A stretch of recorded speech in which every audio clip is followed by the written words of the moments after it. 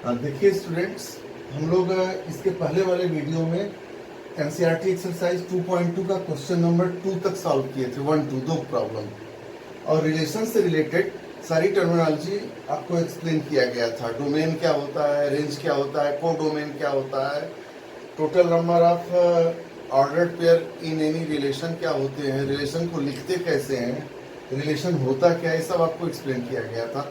और दो क्वेश्चन, अब हम लोग क्वेश्चन नंबर 3 देखते हैं।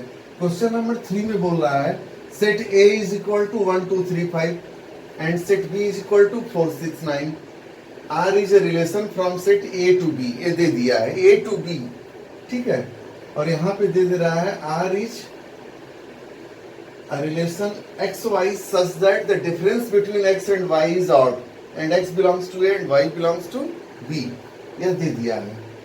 तो बोल रहा है, अब आपको इतना तो समझ में आ गया कि यह जो यहां से लेकर के यहां तक लिखा गया है, यह सेट बिल्डर फॉर्म में रिलेशन का एक्सप्रेशन है। रिलेशन को सेट बिल्डर फॉर्म में एक्सप्रेस किया गया है, रिप्रेजेंट किया गया है, लिखा गया है। अब आपको बताना है, क्वेश्चन में बोल रहा है कि इसको रोस्टर फॉर्म में लिखिए, यानी सारे ऑर्डर्ड पेयर लिखिए ए से बी तक के लिए जो इस रिलेशन को इस्टेब्लिश करे। क्या रिलेशन है? एक्स वाई में रिलेशन क्या है कि इनका डिफरेंस ऑड होगा। तो आप यहां से शुरू कर सकते हैं इसका roster form. R is equal to, पहले 1 ले लीजिए, अब 1 यहां लिए और दूसरा बी से होना चाहिए, तो 1 माइनस 4 क्या होगा? -3, या 1 और 4 का डिफरेंस 3 आएगा, तो आप इसको लिख सकते हैं ऑड। दूसरा 1 लिए और 6, देखिए 1 एक ऑड नंबर है, तो 4 और 6 इवन आप लेंगे तो डिफरेंस ऑटोमेटिकली ऑड हो जाएगा, लेकिन 9 खुद ऑड है, तो ऑड माइनस ऑड इवन होगा। तो यहाँ फिर आगे क्या लिखेंगे? 2 इवन है तो ऑड यहां से सिलेक्ट करिए, तो 2 9 हो गया। फिर इसी तरह 3 ऑड है तो यहां से इवन लीजिए, 3 4 एंड 3 6। और क्या होगा? 5 ऑड है तो यहां से इवन लेना होगा, 5 4 एंड 5 6। 1 4 1 6 2 9 1 2 3 4 5 6 7। देखिए 7 ऑर्डर्ड पेयर आ रहे हैं, जबकि ए क्रॉस बी का ये सबसेट होगा, इतना तो क्लियर है, क्योंकि ए क्रॉस बी में कितने एलिमेंट होंगे? 1 2 3 4, 1 2 3, तो 4 इंटू 3 12। ए क्रॉस बी में टोटल ऑर्डर्ड पेयर जो होंगे, ऑल पॉसिबल ऑर्डर्ड पेयर, ये 12 होंगे। उसमें से ये 7 ऑर्डर्ड पेयर लेकर के जो सेट बनेगा, उस 12 में से ये सबसेट होगा, और यह इस रिलेशन का रोस्टर फॉर्म हो गया, जिसका कि सेट बिल्डर फॉर्म यहाँ दिया था। अब अगर मान लीजिए इसमें बोलता डोमेन, को डोमेन और रेंज, तो डोमेन क्या होता? Set of all the first entry, first element, तो 1 2 3 5 ए हो जाता, पूरा ए हो जाता डोमेन, और रेंज क्या हो जाता? 4 6 9, यह हो जाता रेंज। और को डोमेन क्या होता? यहाँ पे को डोमेन और रेंज बराबर हो जाते, क्योंकि ये रिलेशन याद रखिएगा, range is a subset of को डोमेन। तो ऐसा हो सकता है कि रेंज इज इक्वल टू को डोमेन, ठीक है। अब इसके बाद क्वेश्चन नंबर 3 था, अब हम लोग देखते हैं क्वेश्चन नंबर 4। देखिए क्वेश्चन नंबर 4 में दिया हुआ है एक सेट P है और दूसरा सेट Q है। तो P में दिया है 5 6 7 और Q में दिया है 3 4 5, और इस तरह से रिलेटेड है। 5 is related to 3, 6 is related to 4 and 7 is related to 5। तो बोल रहा है कि सेट बिल्डर फॉर्म में इसको रिप्रेजेंट करना है, और इसी रिलेशन को रोस्टर फॉर्म में रिप्रेजेंट करना है, और इसका डोमेन बताना है, रेंज बताना है। देखिए आपको ये पता चल गया इस एरो को देख करके कि 5 is related to 3 and 6 is related to 4, 7 is related to 5, ठीक है।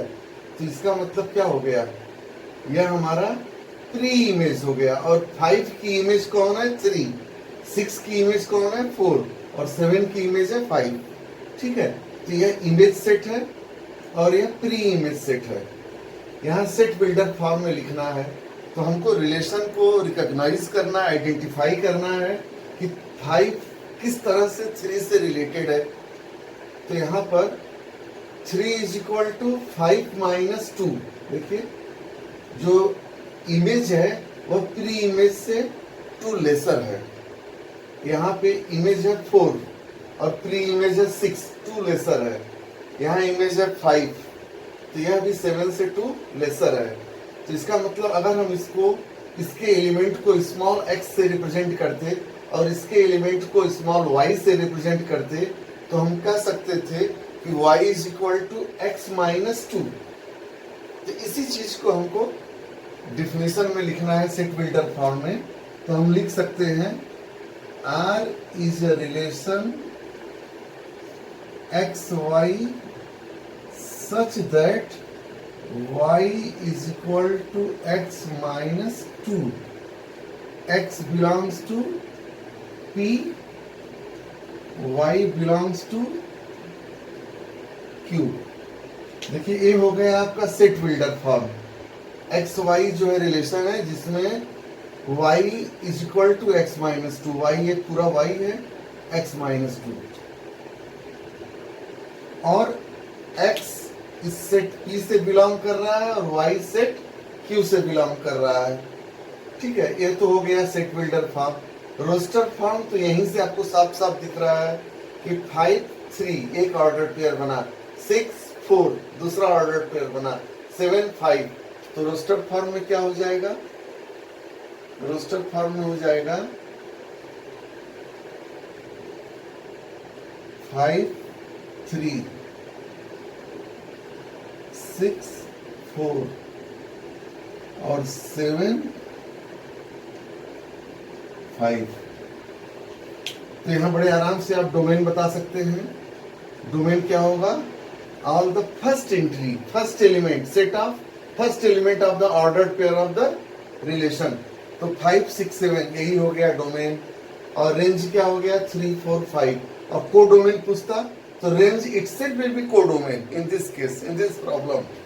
तो डोमेन क्या हो गया,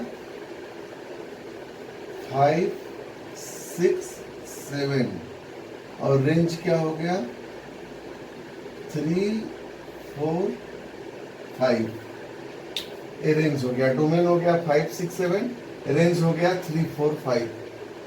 ठीक, अब इसके बाद हम लोग इस क्वेश्चन 4 के बाद क्वेश्चन 5 देखते हैं। आइए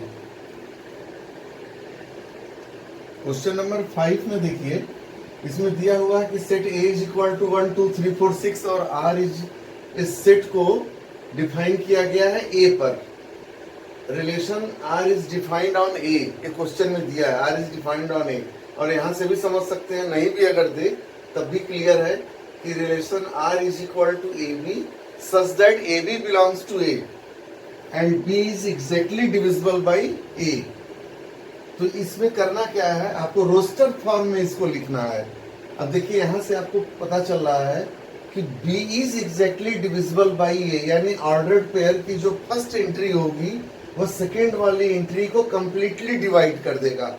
इसका यही मतलब हुआ कि फर्स्ट एंट्री या first element will completely divide the second element. तभी ना हम बोलेंगे कि B is exactly divisible by A. तो यहां से क्या होगा, अब बड़े आराम से लिख सकते हैं R इज इक्वल टू, देखिए 1 सबको डिवाइड कर देगा कंप्लीटली। तो 1 1 1 2 एंड 1 3 1 4 एंड 1 6। अब 2 अगर आप ले रहे हैं तो यहाँ 2 3 को नहीं डिवाइड कर पाएगा, लेकिन 4 को 2 पहले तो 2 को ही कर देगा, 2 4 एंड 2 6।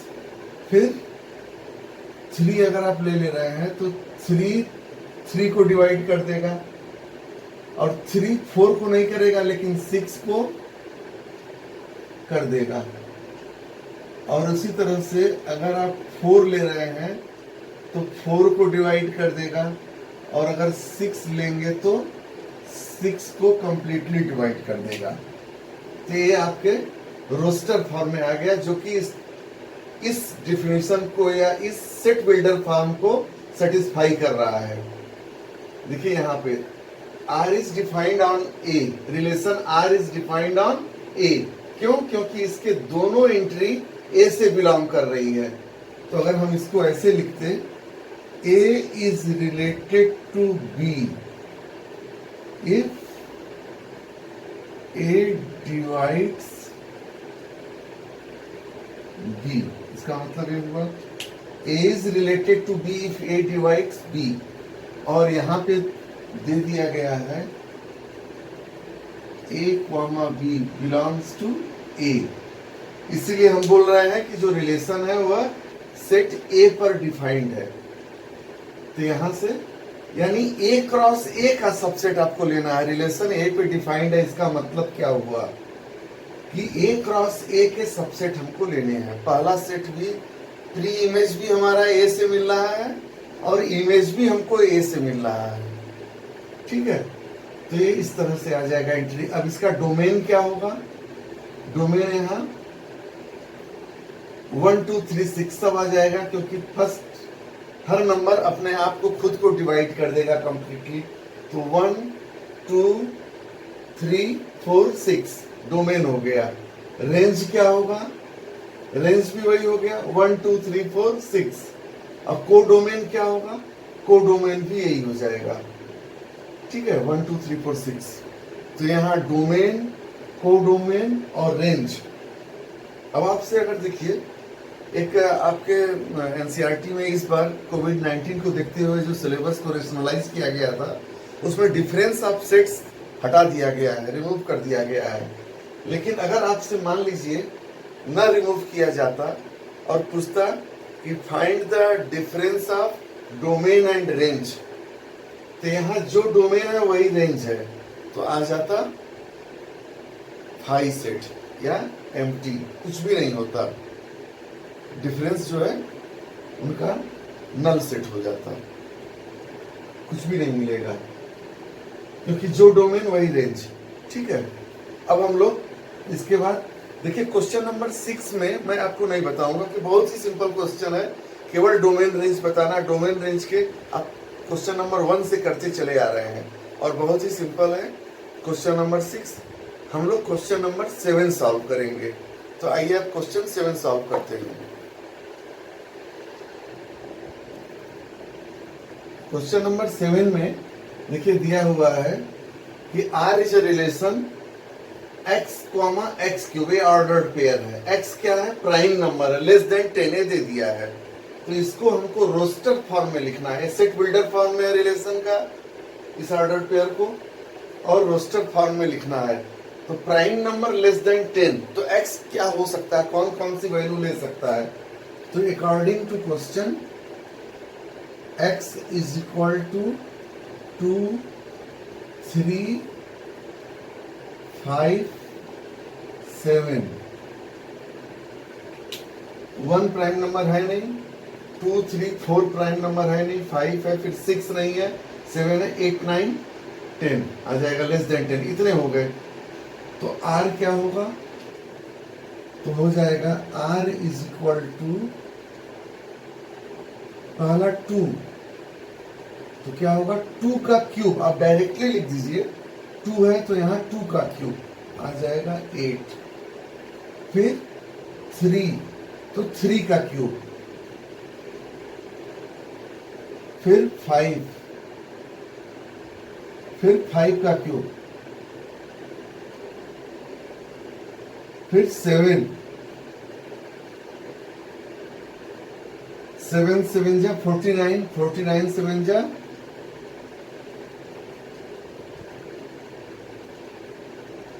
343, ये आ गया।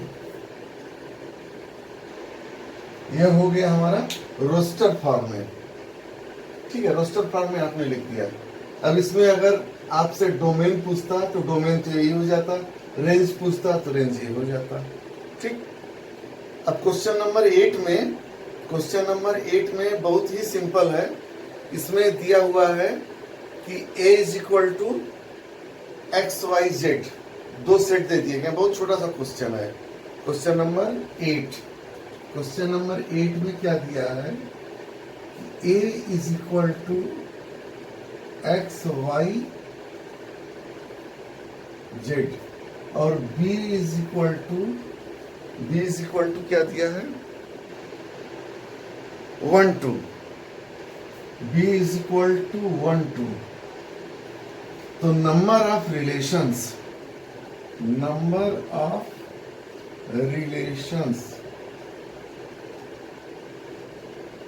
फ्रॉम a टू b, ये आपको बताना है। a दे दिया है एक्स वाई जेड और b दे दिया है 1 2। तो पूछ रहा है number of relations from a to b। तो a टू b रिलेशन क्या होंगे, a क्रॉस b का सबसेट। तो a क्रॉस b में कितने एलिमेंट होंगे, पहले तो ये बताइए। यहां NA इज इक्वल टू 3 और NB number of element in set B is equal to 2। तो NA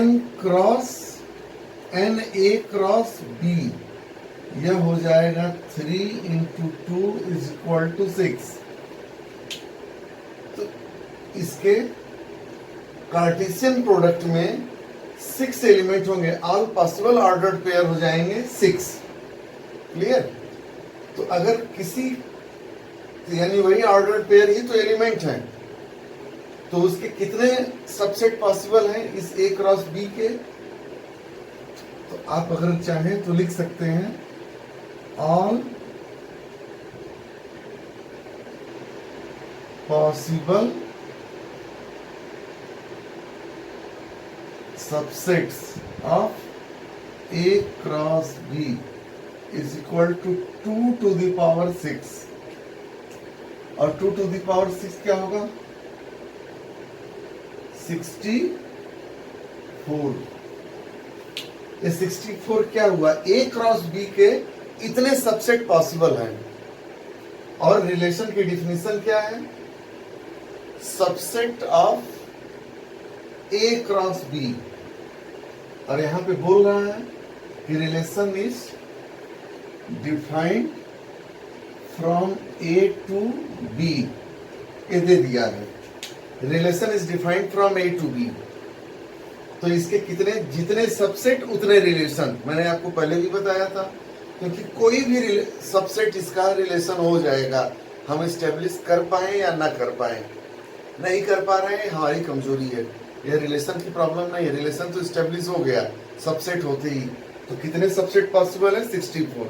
that is why total number of relations या number of relations from A to B will be 64. That's all. Now question number 9. देखिए question number 9 में ये दिया है R be a relation on Z. Z means the set of integers. अब set of integers मतलब negative integers, positive integers and 0, ये तीनों आ गया Z में। और इस तरह से डिफाइन है A B।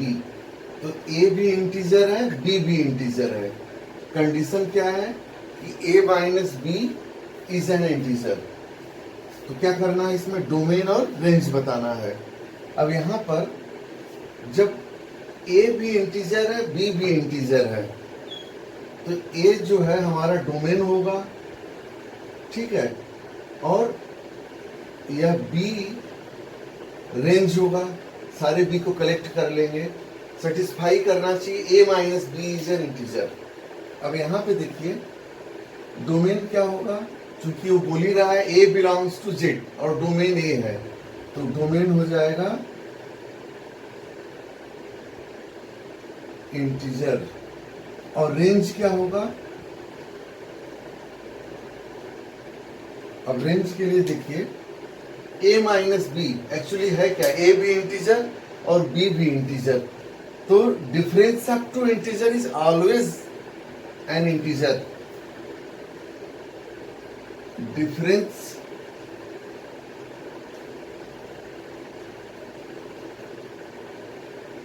of two integers is always